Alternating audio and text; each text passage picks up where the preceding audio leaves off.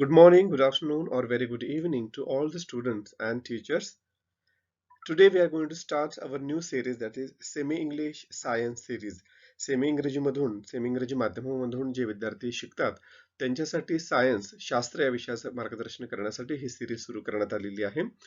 And today in this video we are going to talk about General Science Standard 8th, chapter number 1, that is Living World and Classification of Microbes. हा जो पहिला धडा आहे 8वी इयत्तेमधील general सायन्सचा, तो धडा आपण या व्हिडिओमध्ये संपूर्ण पाहणार आहोत. So let us move towards the chapter Living World and Classification of Microbes.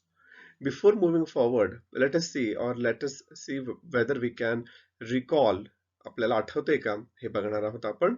First, what is the hierarchy for classification of living organisms? We have seen, आपण 7वी इयत्तेमध्ये शिकलोय की किंगडम, देन ग्रुप्स अँड मग सबग्रुप्स अशा प्रकारे क्लासिफिकेशन केलं जातं. त्याला hierarchy for classification असं म्हणतात. Then who invented binomial system of nomenclature? We all know that Carl Linnaeus invented this system of binomial system or binomial nomenclature. Then, which levels of hierarchy are used or considered while writing the name in binomial nomenclature? Nomenclature मध्ये genus and species ह्या ज्या दोन levels आहेत हायरार्कीच्या, या nomenclature साठी वापरल्या जातात. दोन शब्दांची मिळून ही binomial nomenclature मधील नावं लिहिली जातात.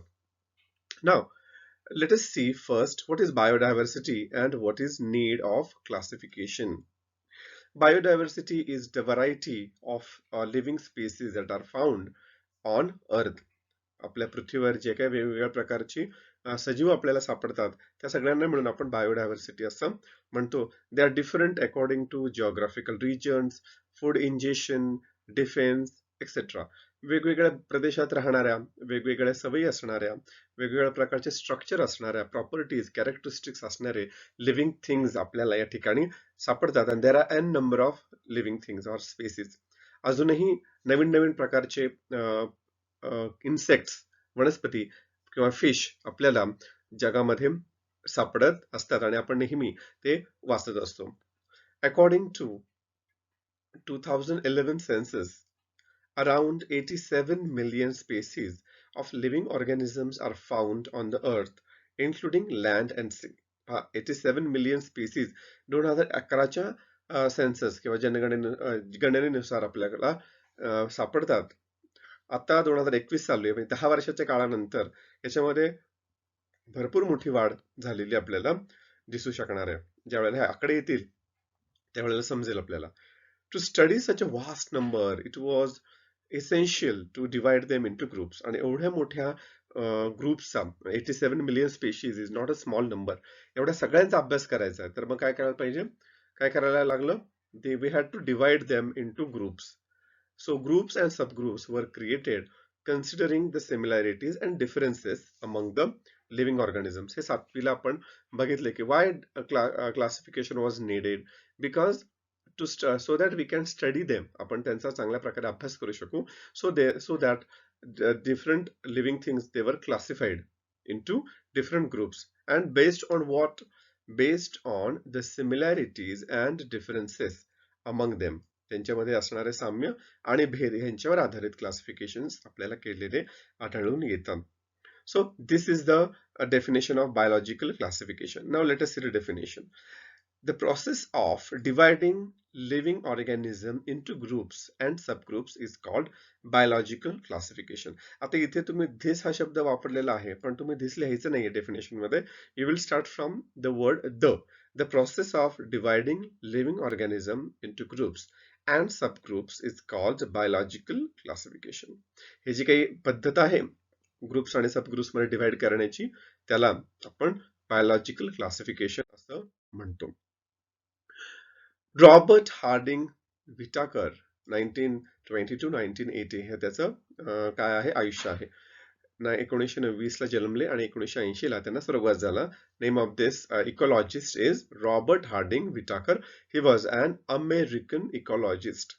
In 1969 he divided living organisms into 5 groups. Whittaker यांनी 5 ग्रुप्स मध्ये काय केले, लिव्हिंग थिंग्स किंवा लिव्हिंग ऑर्गॅनिझम्स डिवाइड केले, क्लासिफाय केले. हे कोणते 5 ग्रुप आहेत या ठिकाणी दिले पहा. For this classification Whittaker considered following criteria.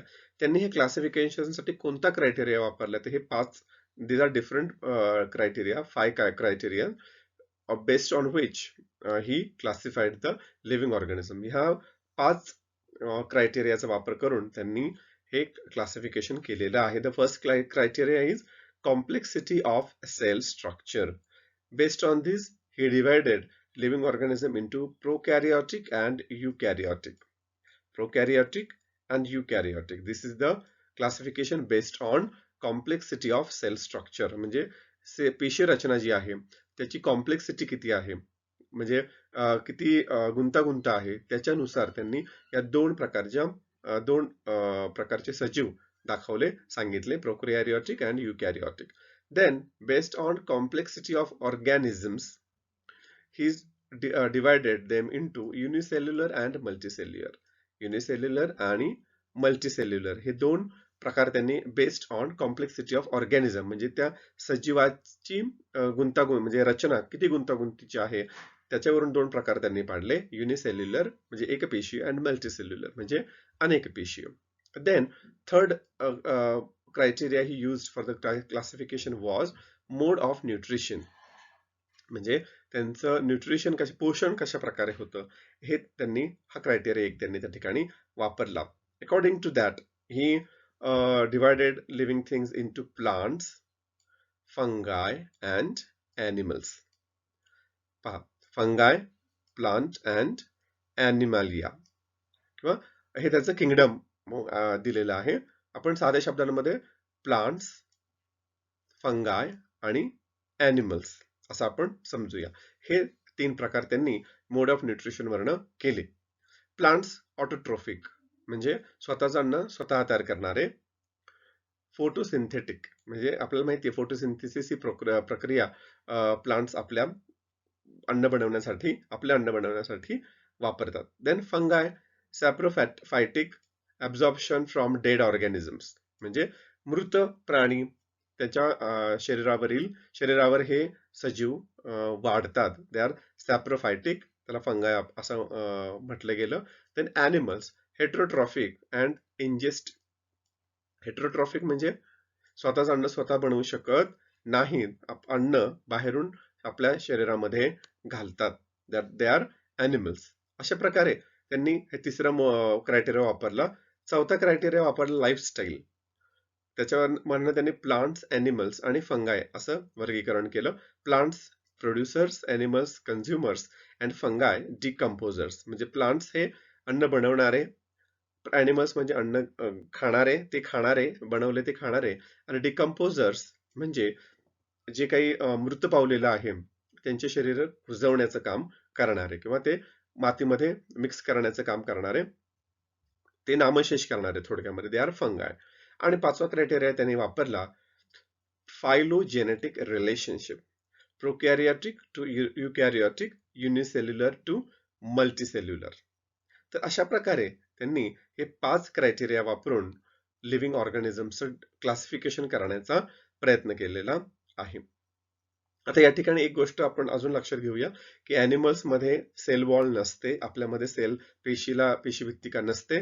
Then in plants cell wall is present and organisms can perform photosynthesis, and in fungi cell wall is present but organisms can't perform photosynthesis.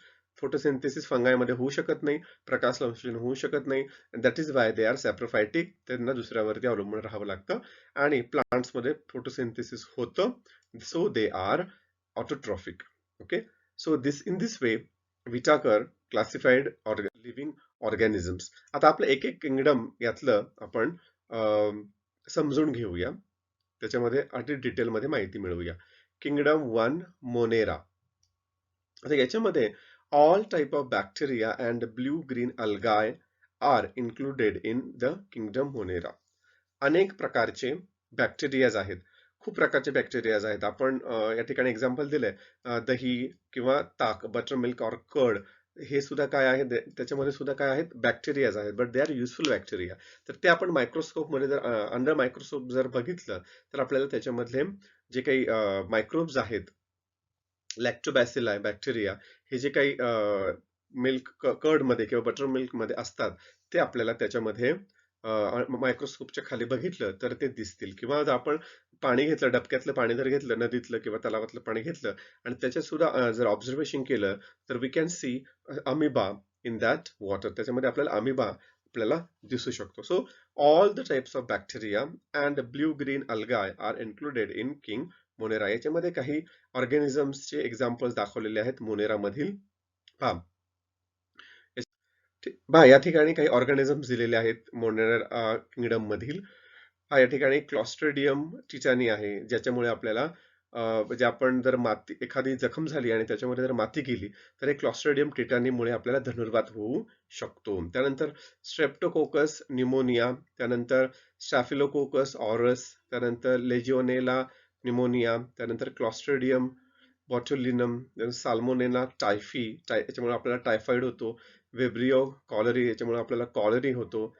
Treponema पोलिडम, पॅलिडम. तर अशा प्रकारे वेगवेगळे organisms जे आहेत ते आपल्याला kingdom मोनेरामध्ये पाहायला मिळतात.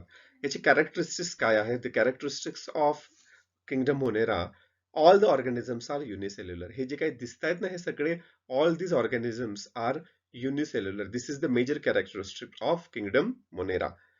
They may be autotrophic or heterotrophic. They may be able to uh, make their own food, or they may not be able to make their own food. For example, a blue-green algae जे आहे, that is autotrophic. It can prepare its own food. But these are some microorganisms, they cannot make their own food, they are heterotrophic. These are prokaryotic cells without distinct nucleus or cell organelles. हे सगळे जे आहेत, these are prokaryotic cells, म्हणजे ज्यांच्यामध्ये nucleus, केंद्रक, distinct केंद्रक, particular केंद्रक नाहीये, आणि किंवा त्याच्यामध्ये सेल ऑर्गनेल्स म्हणजे पेशी जी अंगके असतात वेगवेगळी, ती त्याच्यामध्ये नसतात. पेशी जे अनेक भाग असतात ती त्याच्यामध्ये नसतात. Then second kingdom is Protista. आता याच्यामध्ये आपल्याला याची कॅरेक्टरिस्टिक्स पाहण्या अगोदर, मगाशी सांगितल्याप्रमाणे, आपण जर पाण्यातलं, डबक्यातलं पाणी घेतलं किंवा नदीतलं पाणी घेतलं, तर त्याच्यामध्ये आपल्याला अमिबा दिसतात किंवा इरेग्युलर शेपचे मायक्रो ऑर्गॅनिझम दिसू शकतात. These are amoeba. आणि हेच काय आहेत, किंगडम प्रोटिस्टाचे एक्झाम्पल्स आहेत.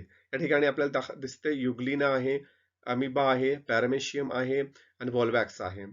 These are all examples of from kingdom Protista. So let us see some characteristics of kingdom Protista. Protista are single-celled organisms with well-defined nucleus enclosed in a nuclear membrane. These are all single-cell, unicellular organisms. They have defined nucleus, well-defined nucleus, म्हणजे व्यवस्थित develop झालेलं nucleus असतं, and that is enclosed in a nuclear membrane. Nuclear membrane मधील व्यवस्थित ते काय असतं, enclose केलेलं म्हणजे बंद केलेलं असतं. दे हॅव सुडोपोडिया और हेअर लाईक सिलिया और विप लाईक फ्लॅगेला फॉर लोकोमोशन.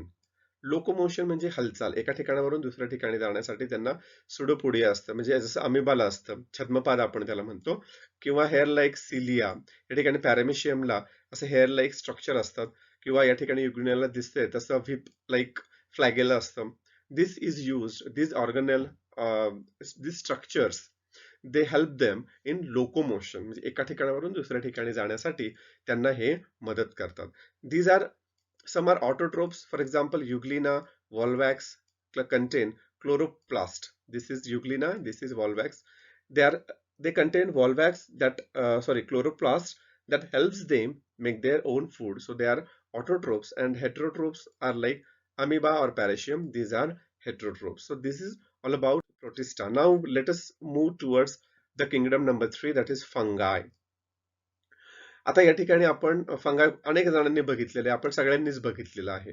कारण आपल्या सगळ्यांच्या घरामध्ये थोडंफार भाकरी, भाजी किंवा चपाती, ब्रेड हे सगळं शिळं राहतं. आणि जर आपण ते बरेच दिवस आपल्याला समजलं नाही किंवा बंद डब्यामध्ये राहिलं, तर त्याच्यावरती काळपट पांढरट रंगाची एक पावडर सारखं आपल्याला स्ट्रक्चर दिसतं. That is nothing but the फंगाय. तेच काय असतं, फंगाय असतं. आणि फंगाय जर आपण मायक्रोस्कोप खाली बघितलं तर अशा प्रकारचे स्ट्रक्चर आपल्याला त्याचं मायक्रोस्कोप खाली दिसतं. हे जे आहेत हे पोर्स आहेत आणि हे असं फुटून मग हे त्याचे स्पोर्स सगळीकडे पसरतात, म्हणजे थोडक्यात त्याची बीज, आणि मग ते सगळीकडे वाढतं. आता कॅरेक्टरिस्टिक्स बघूया आपण फंगा या किंगडमची. First, these are non-green eukaryotic heterotrophic organisms. These are non-green. ह्याच्यामध्ये हरितद्रव्य अजिबात नसतं, and they are heterotrophic. They are dependent on others for their food. Eukaryotic. Then most of them are saprotrophs. Saprotrophs means they grow on the dead animals. They feed upon decaying organic matter. जसं शिळं राहिलेलं अन्न असेल किंवा मेलेले प्राणी असतील किंवा लाकडं असतील, त्यांच्या अंगावरती किंवा त्याच्यावरती हे वाढतात. They feed upon decaying organic matter. Decaying म्हणजे कुजत चाललेल्या पदार्थांवरती ते वाढतात. Their cell wall is made up of tough and complex sugar called chitin. त्यांची जी काही सेल वॉल असते, it is made up of tough and complex sugar. Then, some fungi are thread-like and many nuclei are present in the cytoplasm. काही जे फंगाय असतात ते thread like म्हणजे दोऱ्याच्या आकाराचे असतात आणि त्यांच्या न्यूक्लियामध्ये, त्यांच्या सायटोप्लाझम मध्ये देर आर मेनी न्यूक्लिया, म्हणजे खूप न्यूक्लियस आपल्याला त्या ठिकाणी बघायला मिळतात. For example baker's yeast, aspergillus fungi on corn, fungus on corn, penicillin or mushrooms. These are examples of fungus or fungi. Baker's yeast म्हणजे पाव तयार करताना जे वापरलं जातं, that is baker's yeast, that is also a microorganism. Aspergillus, that is fungus on corn, corn वरती असणारे हे फंगस आहे.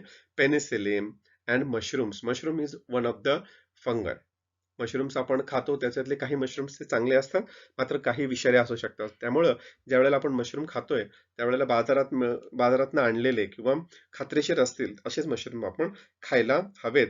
आपल्याला जर कुठेही बाहेर रस्त्याने किंवा पावसाळ्याच्या दिवसामध्ये उकिरड्यावरती वगैरे अनेक ठिकाणी मशरूम्स आपल्याला बघायला मिळतात, but they are not edible. ते खाण्यायोग्य नसतात. Though many systems of classifications are introduced after the Whitakers, his five kingdom system is widely accepted. म्हणजे विटाकरने ही जी काही फाईव्ह किंगडम सिस्टीम किंवा क्लासिफिकेशन केलं, त्याच्यानंतर अनेकांनी अनेक वेगवेगळ्या प्रकारे क्लासिफिकेशन केले, मात्र हे जे काही फाईव्ह किंगडम सिस्टीम आहे ती मोठ्या प्रमाणामध्ये सगळे. Now let us see the classification of microbes. मायक्रोब्सचं क्लासिफिकेशन आपण या ठिकाणी बघणार आहोत आता. Just to tell you that among all the living organisms, micro organisms are greatest in number. म्हणजे आपल्या सगळ्या लिव्हिंग थिंग्स मध्ये मायक्रो ऑर्गॅनिझम्स मध्ये सगळ्यात जास्त व्हरायटी आपल्याला त्या ठिकाणी पाहायला मिळते. So micro organisms are classified into two main groups, eukaryotic and prokaryotic. Under prokaryotic there is only one section, bacteria, and under eukaryotic there are three sections, protista, fungi and algae. Okay, आता त्यातलं पहिल्यांदा बघणार आहोत आपण prokaryotic मधील bacteria. Bacteria size 1 micrometer to 10 micrometer. आता या ठिकाणी आपल्याला साईजचं डिस्टिंक्शन दिलेलं आहे. 1 meter is equal to 10 raised to 6 micrometer and 1 meter is equal to 10 raised to 9 nanometer. Bacteria micro ऑर्गॅनिझम्सचे मेजरमेंट करताना मायक्रोमीटर किंवा नॅनोमीटर हे युनिट्स वापरले जातात. So size of bacteria is 1 micrometer to 10 micrometre.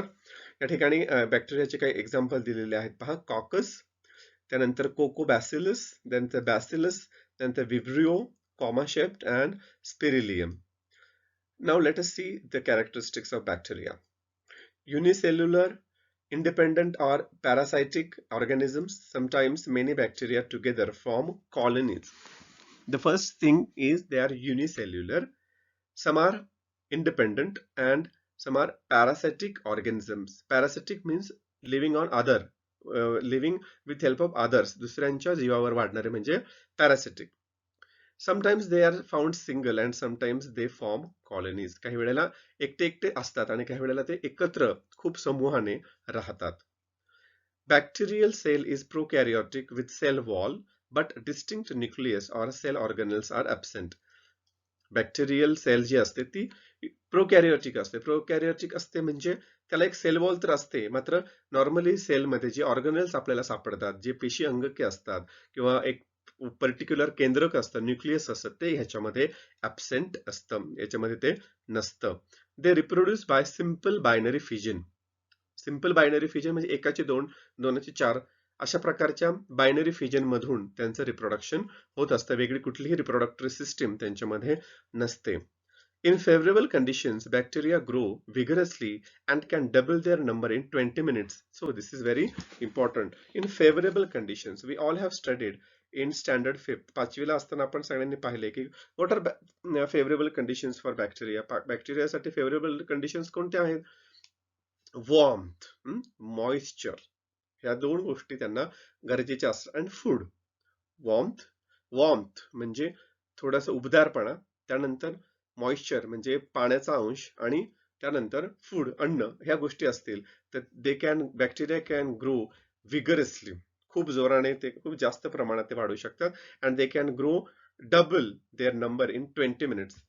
20 मिनिटांमध्ये त्यांचा ते दुपटीनं वाढू शकतात. एवढ्या प्रचंड वेगाने बॅक्टेरिया वाढू शकतात. Then the second group is protozoa. Size is approximately 200 micrometer. आता या ठिकाणी प्रोटोझोआचे काही कॅरेक्टरिस्टिक्स दिलेले आहेत, आपण बघूया. Protozoans are found in soil, fresh water and sea water. पाण्यात, जमिनीत आणि समुद्राच्या पाण्यात ते सापडतात. Some are found in the body of other organisms and are pathogenic. आणि काही प्रोटोझोआस हे दुसऱ्याच्या शरीरात सुद्धा, दुसऱ्या प्राण्यांच्या शरीरात सुद्धा सापडतात. These are unicellular organisms with eukaryotic cell. These are also unicellular. Bacteria जशी unicellular असतात तसेच हे पण असतात. But the difference is bacteria are prokaryotic and these are eukaryotic.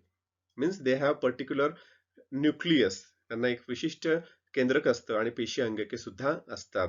There is great variation in cell structure, organs of locomotion and modes of nutrition among protozoans. याच्यामध्ये protozoa या क्लासमध्ये वेगवेगळे खूप व्हरायटी आपल्याला आढळते in terms of structure, locomotion organs म्हणजे हालचाल करण्यासाठी वापरले जाणारे ऑर्गन्स, किंवा न्यूट्रिशन, मोड्स ऑफ न्यूट्रिशन, याच्यामध्ये खूप वेगवेगळ्या प्रकारच्या याच्यामध्ये डिफरन्स किंवा व्हरायटी आपल्याला पाहायला मिळते. These organisms reproduce by simple cell division. Simple cell division म्हणजे पेशीचे विभाजन होऊन या ऑर्गन्स काय करतात, हे ऑर्गॅनिझम्स काय करतात, रिप्रोडक्शन करतात. For example amoeba paramecium, free living in dirty water, घाण पाण्यामध्ये हे असतात. आम्ही पॅरामिशियम या ठिकाणी दाखवलेले, अमिबा आपण मगाशी बघितलं. त्यानंतर अँटोमेबा हिस्टोलेटिका कॉजेस अमिओबिसिस. हे जे काही प्रोटोझोआ आहे याच्यामुळे आपल्याला अमिबोसिस होत असतो. त्यानंतर plasmodium vivax, it causes malaria. त्यानंतर euglena, it is autotrophic, means it produces its own food, दुसऱ्यांच्यावर अवलंबून राहत नाही. Then we will see the next one, fungi. Size is approximately 10 micrometer to 100 micrometer. ते कॅरेक्टरिस्टिक्स आपण याच्या बघूया. These are found on decaying organic matter and dead bodies of plants and animals. Decaying organic matter किंवा dead bodies याच्यावरती हे आपल्याला सापडतात. These are eukaryotic organs. They have proper cell structure and nucleus. Some are unicellular and others are visible with naked eyes. जसं आपण मगाशी बघितलं, पावावरची बुरशी असते, आपल्याला उघड्या डोळ्यांनी दिसू शकते. And some are unicellular म्हणजे एकपेशी असतात. Saprotrophic absorb their food from decaying organic matter. Saprotrophic म्हणजे मृत अवशेषांवरती वाढणारे. They absorb their food from the decaying organic matter. They absorb, शोषून घेतात. They reproduce sexually and asexually by cell division or by budding.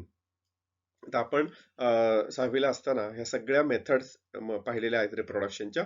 So they reproduce sexually or asexually. Sexual असेल तर proper sexual reproduction असतं, आणि asexual असेल तर there is cell division or budding. जसं baker's yeast मध्ये बडिंग होत असतं. आपण जर पाव किंवा केक बनवण्यासाठी ईस्ट वापरत असू तर आपण ते समजू शकतो. Then Candida, then mushroom, these are some types of fungi. Then next, type is algae. algaeचा आपण या ठिकाणी बघूया कॅरेक्टरिस्टिक्स. या ठिकाणी जे दिलेत ना, these are all microorganisms. Examples दिलेत मगाशी मागच्या याच्यावरती पॅरामेशियम वगैरे होते. these are also some microorganisms, plasmodium वगैरे पाहिलेत आपण. देन अल्गाईचे आपण बघूया characteristics. Size is approximately 10 micrometer to 100 micrometer. They are aquatic. They live under water. Eukaryotic, unicellular, autotrophic organisms. They are eukaryotic, unicellular and autotrophic. स्वतःचं अन्न स्वतः बनवतात. Photosynthesis is carried out with the help of chloroplast present in the cell. या ठिकाणी क्लोरेलाचं example दिले, चित्र दिले बघा. This is a type of algae. They are autotrophic. They can make their own food with the help of chloroplast present in their cells. Very few species of algae are unicellular. Most of them are multicellular and visible with naked eyes. Then next is viruses. Approximately 10 nanometer to 100 nanometer. So these are very smaller in size. Generally, viruses are not considered as living organisms, or they are said to be organisms at the edge of living and non-living. They are studied under microbiology. आपण सगळेजण आता एक virus पासून खूप कंटाळलेलो आहोत. That is COVID-19. This is a virus. तो सुद्धा एक प्रकारचा व्हायरस आहे. And they are not considered as living organisms, or ते लिव्हिंग ऑर्गॅनिझम्स म्हणून त्यांना समजलं जात नाही. मात्र एकदम they are considered at the edge of living and non living, म्हणजे निर्जीव आणि सजीव यांच्यामध्ये त्यांना समजलं जातं. They are on the edge of living and non living, म्हणजे मृतही नाही, निर्जीवही नाही आणि पूर्ण सजीवही नाही, अशा टप्प्यावरती हे व्हायरसेस असतात. या ठिकाणी बघा टोमॅटो विल्ट व्हायरस दाखवलेला आहे. वनस्पती प्राणी सगळ्यांना हे व्हायरस काय करतात, त्रास देत असतात. बॅक्टेरिया हे चांगले पण असू शकतात. व्हायरसेस मात्र नेहमीच काय असतात, हार्मफुल असतात. Viruses are extremely minute, that is they are 10 to 100 times smaller than bacteria. बॅक्टेरियापेक्षा 10 किंवा 100 पट छोटे असतात हे viruses. And they can only be seen with the help of electron microscope. Electron मायक्रोस्कोपच्या सहाय्यानेच फक्त आपण त्यांना पाहू शकतो. They cannot be seen with naked eyes. Then they are found in the form of independent particles. Virus is a long molecule of DNA, that is deoxyribonucleic acid, or RNA, that is ribonucleic acid, covered by a protein coat. हे virus म्हणजे काय असतात? They are form of independent particles. जशी पेशी असते, sale असते, तसं काही स्ट्रक्चर यांच्यामध्ये आपल्याला पाहायला मिळत नाही. They are a long molecule of DNA or RNA. Viruses survive only in living plant or animal cells and produce their own proteins with help of host cells and create their numerous replica. Virus फक्त living plant किंवा animal cells मध्येच जगू शकतात, तग धरू शकतात आणि त्यातलंच त्या पेशीमधलंच प्रोटीन वापरून होस्ट सेल आणि त्याच्यामधलंच जे काही साहित्य आहे किंवा जे काही मटेरियल आहे त्याच्यातून ते आपलं स्वतःचं प्रोटीन बनवतात आणि स्वतःच्या न्यूमरस रिप्लिका म्हणजे स्वतःसारखे रिप्रोडक्शन करतात थोडक्यात. Then they destroy the host cell and become free. आणि मग अगोदर त्या हॉस्टेलमध्ये प्रवेश करतात, त्यातलंच द्रव्य किंवा मटेरियल वापरून आपले नंबर्स वाढवतात, प्रोटीन तयार करतात आणि मग ते काय करतात, ते होस्ट सेल जी आहे, मुख्य पेशी जी आहे त्याला डिस्ट्रॉय करतात आणि मग फ्री होतात आणि मग त्यांची वाढ खूप मोठ्या प्रमाणात होते, ते पसरतात. This free viruses again infect new cells. आणि मग अनेक परत नवीन सेल्स पकडतात, तिथे वाढतात, तिला डिस्ट्रॉय करतात. अशा प्रकारे हे व्हायरस वाढत जातो आणि आपल्या शरीराच्या एक एक सेल काय करत जातो, हा निकामी करत जातो आणि त्यामुळे त्याचा माणसाला जास्त त्रास होतो. Viruses cause many diseases to plants and animals. आता सांगितल्याप्रमाणे फक्त माणसालाच नाही तर प्राण्यांना सुद्धा ह्या व्हायरस पासून अनेक रोग होतात. जसे आता आपण बघितलं टोमॅटोवर पडणारा व्हायरस किंवा गहू, वेगवेगळ्या पिकांवरती व्हायरस अटॅक करतात आणि माणसांवरती तर करतात. आपण सगळेजण सध्या त्याच्यातून जात आहोत. So this is the exercise for this chapter. See you in the next video and next chapter. If you like the video, kindly comment and subscribe the channel. Thank you so much for watching.